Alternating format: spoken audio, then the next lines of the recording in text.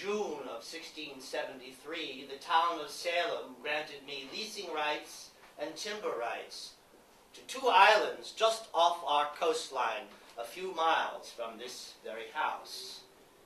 These islands are known as the Lesser and Greater Miseries.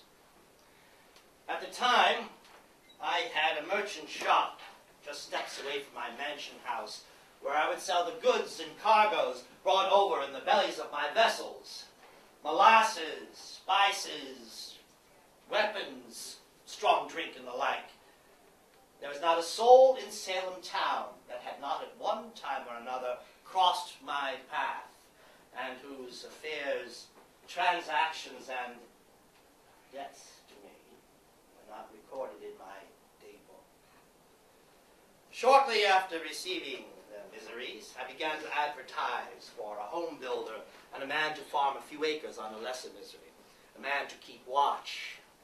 Nearby Marbleheaders are notorious timber thieves at night. I own many properties and have contracted the building of dwelling houses, barns, and the like. Usually I'm able to fill these positions readily, for I pay a good wage. But here, I was having no response from either builder or farmer. All that I thought willing to accept my offer seemed committed elsewhere. Considerable time went by.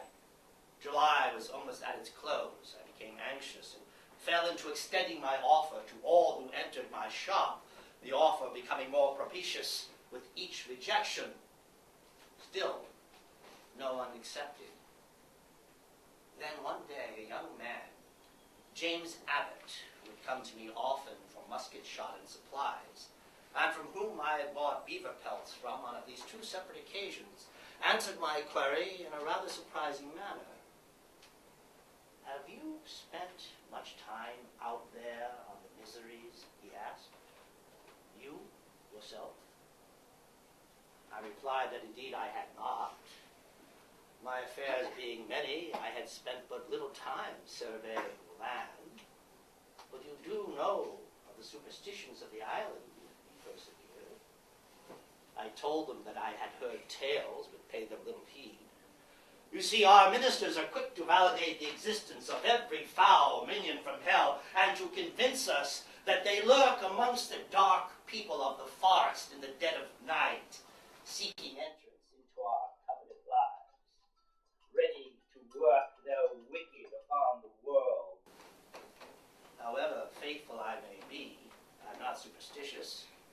This land holds no demon or spirit able to impede our progress or bountiful providence that God hath bestowed upon our people. When I was a boy," he continued, "I met an old Indian woman who claimed that a wishing tree grew on one of the islands, a place where spirits grant wishes only to those who would appease them. She showed me a handful of gold that she claimed the spirits had bestowed upon her. When James asked me where I would build my house, I pointed to a field centrally located on a map of the Lesser Island. James's finger rested on the map for a moment. An impulse to ask him about the Indian woman and the wishing tree seized me, but I quickly suppressed it. Instead, I asked, "Can you build me a house here, James Abbott?" After a long moment, he agreed to build the house. He also agreed to stay on and farm a few acres. Upon completion of the house, James moved in, and I gladly collected the quarterly rent, as reliable as the tide. 2 years passed. James amassed an enviable fortune, not from farming apparently, for his fields remained unplowed. He married the beautiful daughter of wealthy fellow merchant Philip English. Within the next few years, I watched as James's family prospered. I watched him welcome new children into the world, all hale and hearty, watched his offspring grow, while 5 of my own children withered and perished in the first few years of their lives. James's children thrived. Never once did James or his family attend church. They received steady denunciation from the pulpit and much social ostracism. yet suffered no visible signs of repercussions. I brought this to the attention of my son, the magistrate, and to his fellow magistrate, young Eleazar Hathorne, yet nothing came of it. Yet every time I saw James, he wore an even finer coat, until one day, his wardrobe, his rarely used town houses, his very own ships were all finer than mine. I could not fathom James's dramatic rise in circumstance. And then I remembered the tale of the wishing tree. I visited James shortly after that, intending to buy back my land and make the Miseries my own again. James welcomed me with a genuine warmness. I sat at his table, drank the excellent wine that he offered. I complimented him on his children playing outside the window. Remarkably handsome children, running and playing. I thought of my only surviving grandson, limping, lame, hobbled since the age of 9. And then I saw a gold ring upon James's finger, and I found myself asking about the wishing tree. James stood up, smiling, and bade me walk with him. We walked until we reached the southernmost tip of the lesser Miseries, and there we found a small outcropping of trees on ground surrounded with stones. James picked up one of the stones and handed it to me. Upon its surface was a golden handprint, gleaming golden human handprint, no larger than a cat's paw.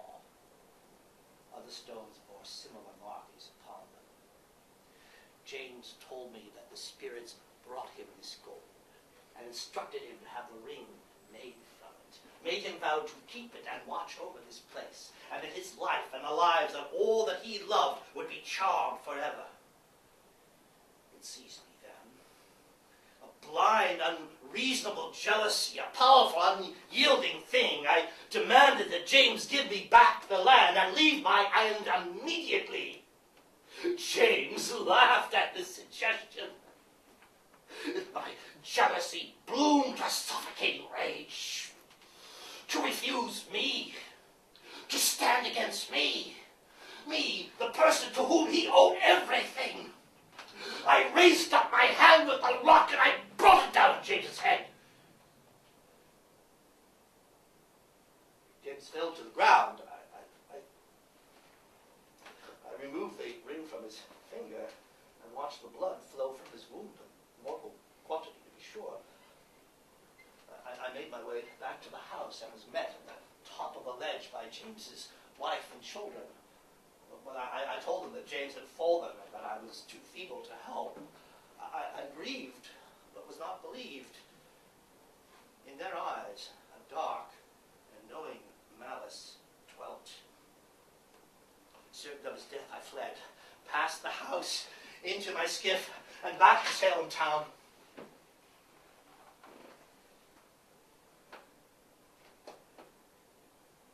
That was 5 days ago.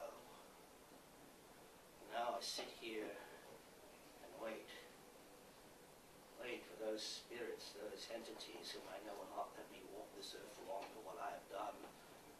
Now, they tell me when they come to me night after night that James yet lives and will return my visit. They tell me in voices that scream and tear